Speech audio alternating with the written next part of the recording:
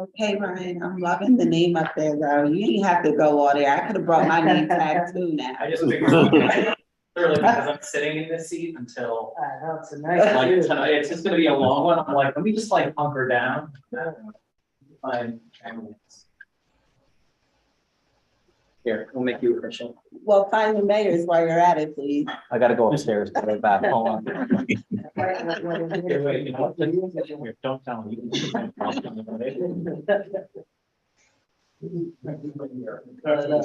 Oh, yeah. Nothing, we were gonna put Kamal's name played out, but it's not here, it's here, it's like, here, you can just be here. Okay. We've never been this cool. They were gonna give you a name all the time. You don't see this one. This is your. Our agenda, and I actually have it. Yeah, we're second.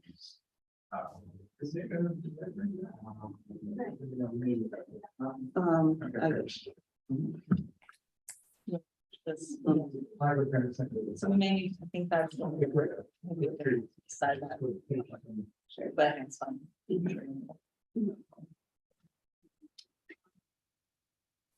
Okay, well, we'll wait on this. Chris and Michelle.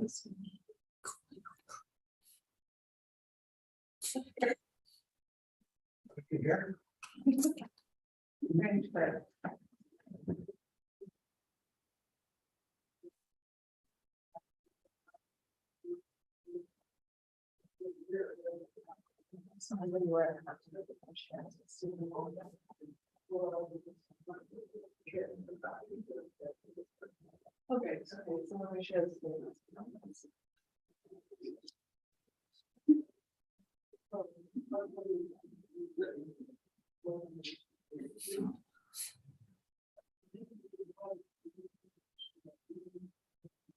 One more person.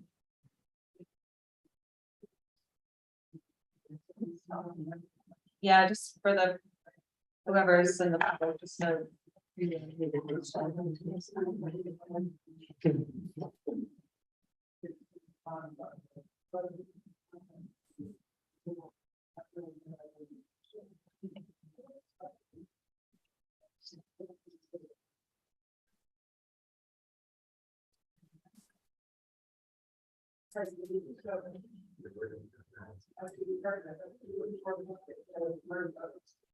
It is now. Well, thank you for joining us, Chris, once again.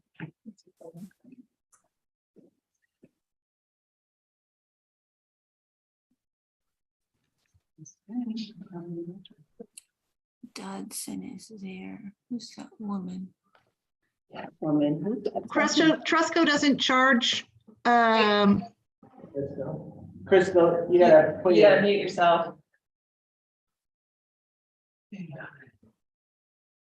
Okay. Thank you, everyone, for being here. I will now call the meeting into order. It is Tuesday, September 20th, 2022, and it is 4:02 p.m. Okay, so welcome everyone. It's got a lot on the agenda today. First order of business is to approve the minutes from the August meeting. Do anyone have any? No, we make a motion to approve. I'll second. All right, all in favor? Aye. Okay, moving along to the admin report. Other than the things that are on the agenda, the library has reached out to us about collaborating again around the documents that are now in the city hall basement that we recovered from the Dunn warehouse, and potentially working with an archivist to create some like public programming around the history of urban renewal. And so that's one thing to share. I haven't made any progress on that yet, but I think when we cleared out some of these administrative hurdles that we have here, that could be something that we could take on in the winter. And then, yeah, we have to, today we need to consider our next year's budget, talk about our property dispositions. And pretty soon we need to have an audit committee meet to get ready for next year's audit, and approve our contract with our auditor. So those are some of the things that are coming down the pike. I think that's all I can say for now. And then jumping into our financial report. Just a second. So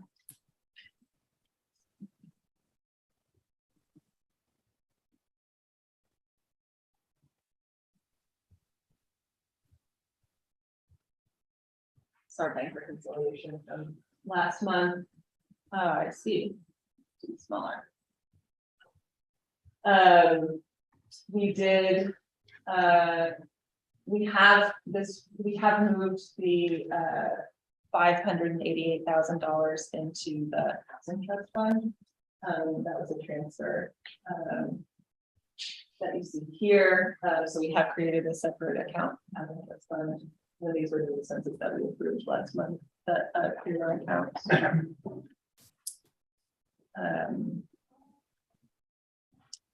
It's our balance sheet.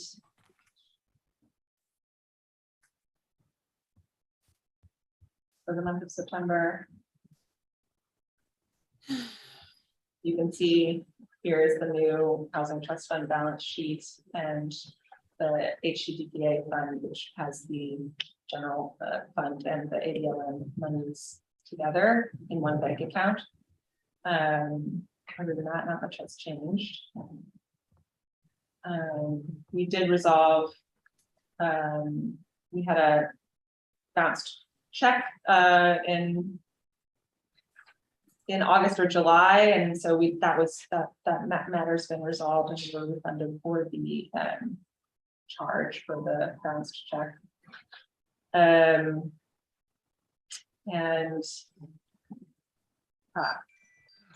Jesus Christ, I'm fucking scared. keep yourself on mute, if you wouldn't mind.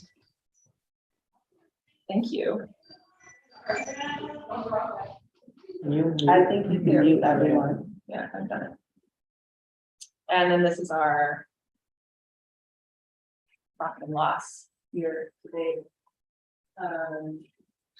So primary income from the ADLM grant, loan payments.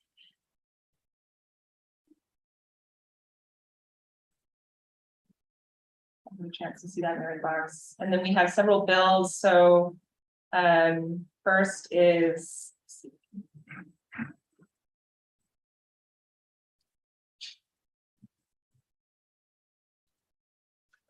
we'll do, this is my invoice for the month of August. Oh,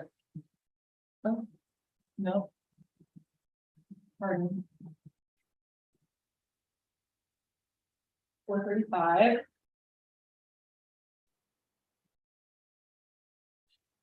We have RCMP. Catching up there. Our most recent invoice has $1,935 outstanding.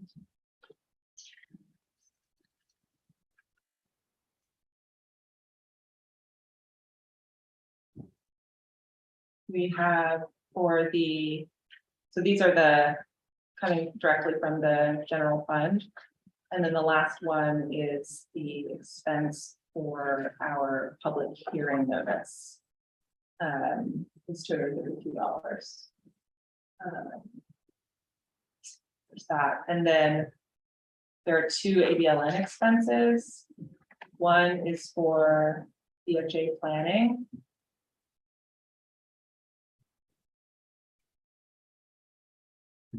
And I have to be careful here. versus something with a lot of invoice wiring, but.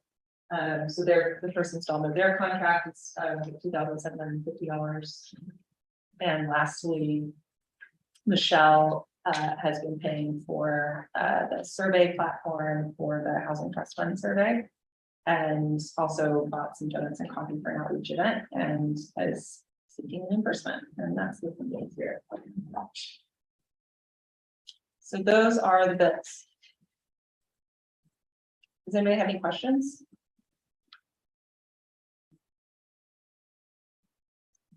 I'll make a motion with any of those. Second. All in favor? Aye. Great. Okay, next on our agenda is a section for resolutions and motions. Does anyone have any resolutions and motions to bring forward this time? Well, actually, you might want to make a motion to just edit the agenda a little bit. Yes. I would like to make a motion to edit the HCDPA property discussion from item D to A due to HHA having council on today. If I can get a second. Second. Great. All in favor? Aye. Great, let's do it. So I'll change that now. Okay, and then so I will open the floor for the HCDPA property discussion. Yvonne, do you want to? I will start out as just with the same beautiful tune that I sing every time. You know, it's going on 2 years in March that I've been trying to require these properties to put in our RFQ, which is definitely a dire need for the Hudson Housing Authority, the city of Hudson, the housing crisis that we are in. Myself, the board, Nick, when he was the interim, now Jeff, our council, we have finally been able to get an agreement with HUD to move forward with our RFQ. And the only piece that we are missing is these properties, which I'm happy to say, but I'm shocked that we beat you guys before you guys caught up to us. So I'm hoping today is the day that we all can get into an agreement to allow the Hudson Housing Authority to put these properties into our RFQ and to move forward with searching for a developer. So with that being said, I'm praying that we either go into executive session and come out with a great agreement. All right. Are you gonna have Brian discuss a little bit plan for development? That's something that we have talked about a little bit. I have Brian here to discuss anything you guys want to hear from him. If you want to know where he lives, whatever, he's here. He's Easy here now. for Just a few minutes on because one of the components is what's the use of the property going to be, right? Something that's important to HCDPA. So Brian, can you just go over that a little bit? You want me to go over, I can hear some of what you said. You want me to talk about our plan or the MOU? I work on the RFQ in terms of what you're putting the properties for use forward as. Terrific, okay. Thanks everybody for moving it up on the agenda. This is a key part of the Housing Authority's strategy to address the issues that we have at Bliss Tower. It's a obsolete building. HUD agrees with it, the state agrees with it, and they are very supportive of us finding an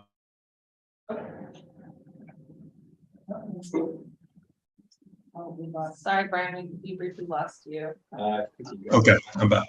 So our major goal is to take that tower down and not to invest too much money into it right now because, like I said, everybody, based upon the physical needs of that building, it is obsolete. It has multiple issues with it. But the Housing Authority, in order to do something like that, has to find units to relocate people. We do have the site next door, the Columbia Gardens site, which has only a few units occupied right now. And we're talking we have the ability to relocate those folks. So we do have a site to start building on. But one of the things that HUD and the state are very emphatic about is that this should be an opportunity for us to create housing options for people that don't exist right now. Meaning, what that means is that all of our public housing units are essentially concentrated in one block. And the federal policy and state policy is one to deconcentrate poverty, not to have it all located in one particular neighborhood, to give people the opportunity to move into other areas of a city or a town, and essentially give them options. Not everybody wants to move out of the neighborhood, but it's our obligation to try to create.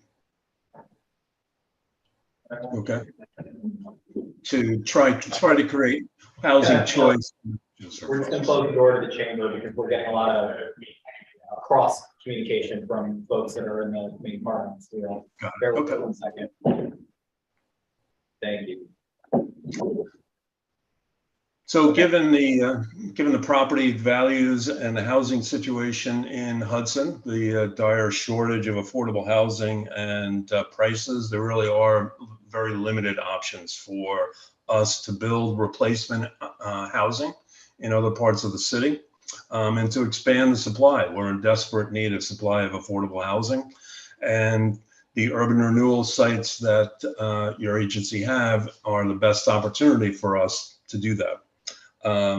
Our plan is to issue a request for qualifications as soon as we can resolve this issue and include these properties in that RFQ, to find a qualified developer who does.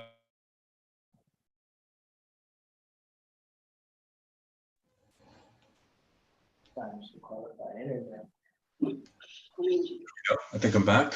Who works in housing. So there are many people who have expressed interest in partnering with us. And the plan is not only to redevelop on Columbia Heights, but also to develop replacement housing and other opportunities on these properties in parts of the city.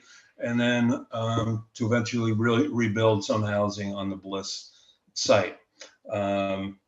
I know that the agency has come a long way in making a proposal to us and met and taken it very seriously.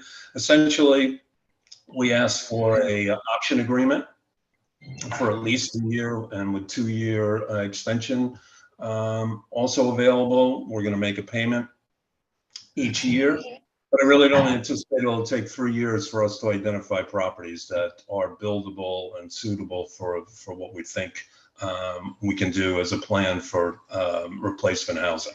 And the MOU, the option agreement as it stands now would pay at the time of closing, construction closing, half of the fair market value of the property to the agency. And those properties would be dedicated to basically affordable housing for mixed income of folks in the city of Hudson. So I think that's the general overview of it. It's a key component of providing affordable housing in the city of Hudson, and also providing choice and deconcentrating poverty in the city. Thank you for that, Brian. Does anyone else have any questions for Brian? My only other question then, Brian, is because I had seen some different language floating around. We are committed to affordable and mixed income, not market rate, correct? Because I had seen some of the back and forth that there was kind of an open door there for the ability to get into market rate.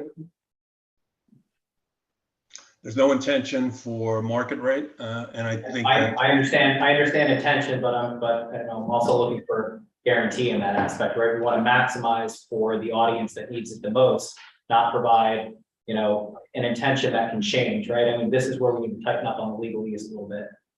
right. And Christine, I believe that the agreement, the option agreement, does limit the use of the property to affordable housing, consistent with the urban renewal plan. So, yeah, Brian, I think that the question that we might want to maybe clarify a little bit is if 50% are affordable at 60%, then what about the rest of it, I guess is the question. What's the intention with respect to mixed income? Well, I mean, we're only going to pursue funding that's available from subsidized subsidy sources, including the state. Most of those are limited as high as, and 60% is generally the most accessible program. That's the low-income housing tax credit. That's produced more units in the state and in the country than anything else. But there are Section 8, for instance, goes up to 80% of area median income, and the home program, which I think the city administers some of that, can go up to 90%. But it's generally not going to be anything. There are no programs basically that go beyond, unless they're home ownership, that go beyond 100 to 120% of area median income. So that's, I guess that's the question is, what is the other 50% then? What would be the limitation on the use of that property?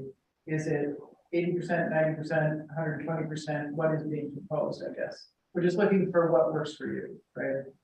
But a restriction that is a real restriction, I think. Well,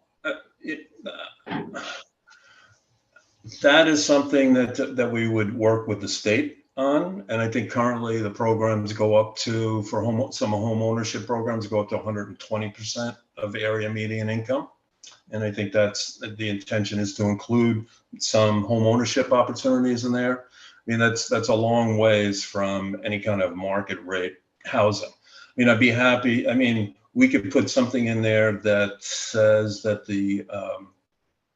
all of the units, which I think we did, that all of the units are income restricted and can't be basically sold to anyone or at any market rate type of. There'll be a regulatory agreement. The way we wrote up the option is that the city has restrictions, deed restrictions on the property, including clawback provisions. And any state program or federal program that we access will also have regulatory requirements placed on the property as well. You'll know them and see them when we exercise an option, and those are something that I would be point of review and approval for the city.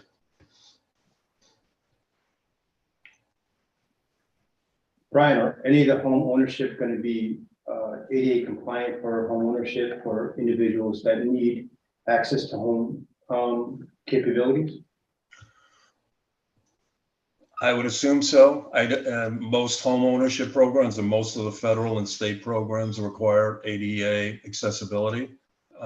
So I think on a home ownership, I think it depends upon the who the purchaser would be and whether they need ADA. The building code, of course, has visitability standards, what they call them, in terms of having access, making sure that doors and bedrooms and bathrooms are large enough for a wheelchair and for persons with disabilities. But in terms of ADA, I'm not an expert on ADA, but I don't think that it'll be required that every home that's built and subsidized would say have a ramp or a lift, unless the person who is purchasing it or someone in that household required it.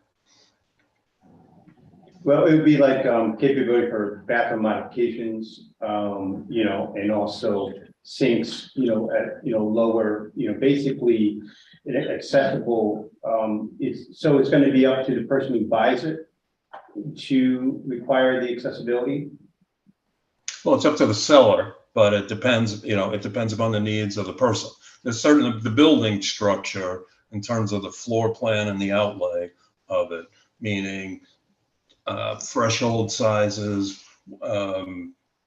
size of door jams in the rooms, so that it's basically there's a concept called adaptable. So all of the units will have to be adaptable, so that if a person who's purchasing it from us in our program, we would have to adapt it and make sure that it was, if we needed a ramp or a lift, that would have to be part of the program. Okay, so before it's built, it's going to have to be done before it's built. Well, I mean, I think what we're down to, I mean, I think the answer generally is yes, it'll be ADA compliant, and then ADA only requires for a single family home now, a ramp or a lift if the purchaser is someone who requires that. So the rest of the design will be ADA compliant. And adaptive. Compliant and access are two different things. I think we have two different things. Compliant means that, the doors and everything, but access means access to the shower, meaning if the bathroom's on the first level, if there's stairs, the shower's, accessible, with a wheelchair. So there's two different things of definition, compliant and accessibility. So it's, my thing is that it'd be great to have a home, because I deal with this on a daily basis, where there's no place right now where somebody can buy a home with accessibility without a modification that is very expensive. So if the home's going to come already pre-modified, I think that's a valuable property.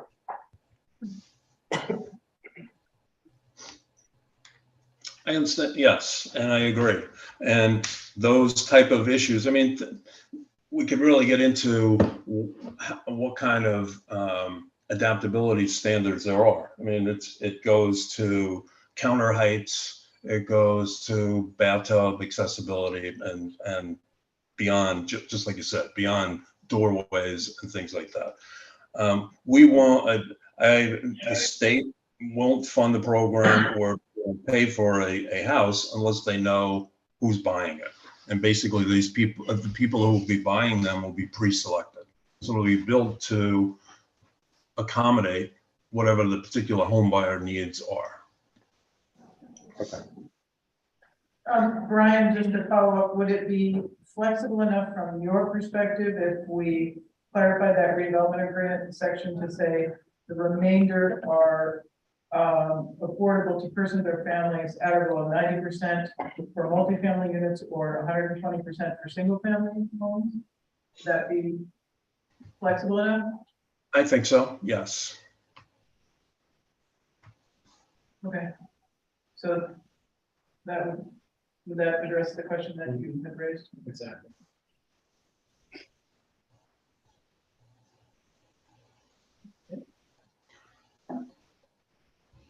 Any other questions for Brian?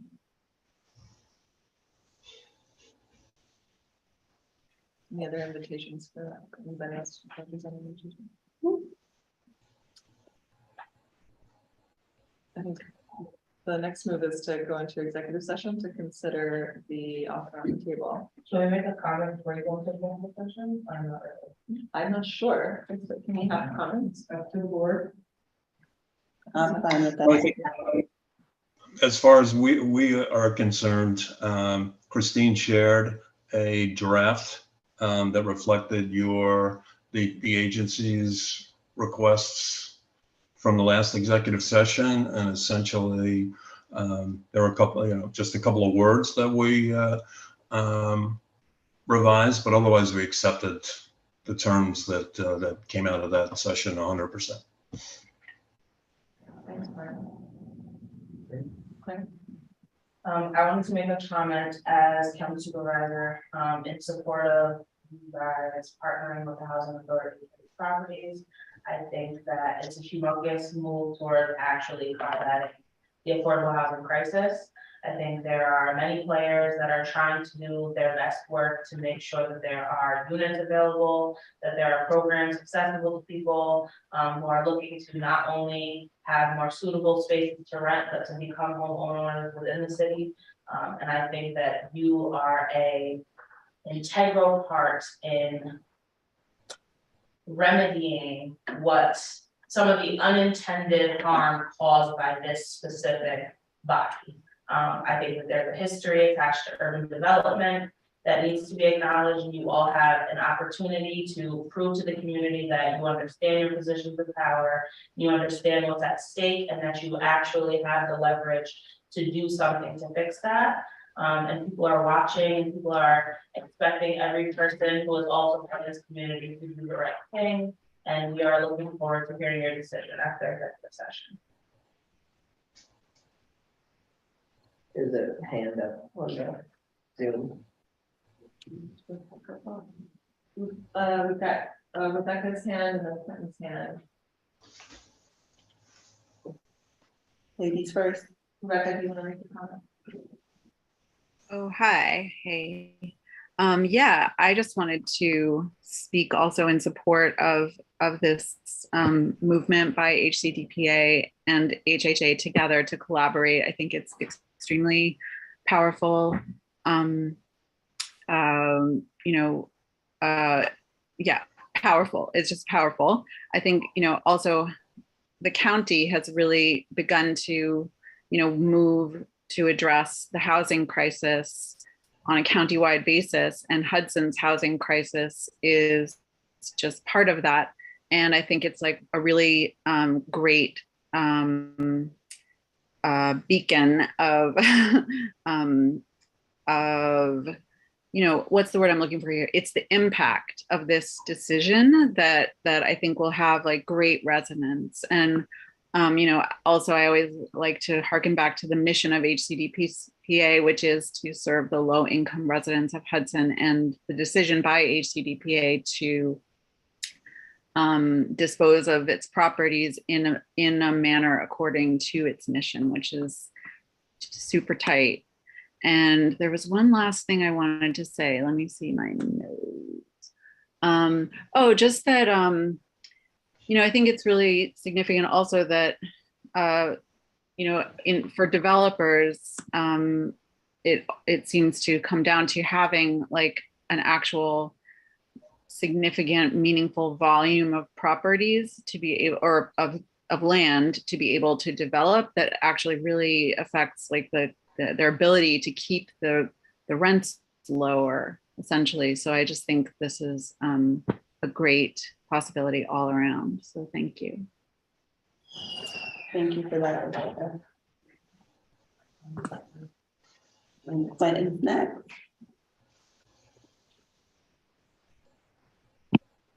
Good afternoon, everyone. Good afternoon. I just want to thank you guys for taking up this issue. As we are aware, as Claire said, I'm speaking on behalf of the Hudson Catskill Housing Coalition. It's righting a wrong. I just look at my family. Leslie Stiles didn't get up one day and said, hey, I want to move into the high rise. There's some things that happen in government that move large swaths of people, going back to my great grandmama, into that building. And every day that you think about this, and every day that we wait, right, knowing the condition of our brothers and sisters and our community members, for me, uncles and cousins and stuff who live there, and squalor, right, with asbestos and bed bugs and rodents and building crumbling, and we just heard an obsolete building. We're doing a disservice to the people who need it the most. So as you think about this, as you contemplate and as you hopefully move forward in support, like housing is a human right and people need housing. So I thank you for taking this time and getting to this space. And we look forward to you making the right decision. Thank you. Thank you, Clinton. I make a motion to go into executive session. Second. All in favor? Aye.